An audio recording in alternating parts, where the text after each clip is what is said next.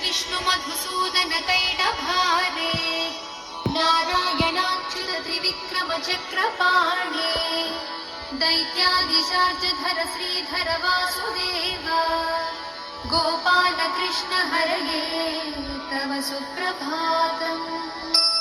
श्री रुक्मिणी सभवनास हरे मुरारे राधेश गोपसि स्वरूप भृगादिवन्द्या श्री द्वारकाश्रय विकुण्ठपते भुवनैकमूर्ते गोपाल देव हरये तव सुप्रभातम्।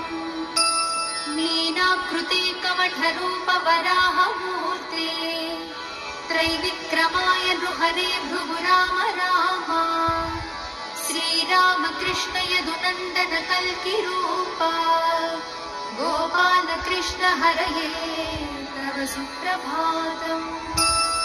गोविन्द माधव मुकुन्द परात्परेश दामोदराब्जधर नन्दकधारि शौरी गोप गोपी जन संवृत दीनबन्धो गोपीजन प्रिय हरे तव सुप्रभातम्। क्षीराब्धिशायि भुजगाधिपतल्पशायि सद्भक्त हृत्सदनशायि रमाङ्कशायि श्रीगोपभाम मृदुतल्प सुखातिशायि गोपवल्लभ हरे तव सुप्रभातम्।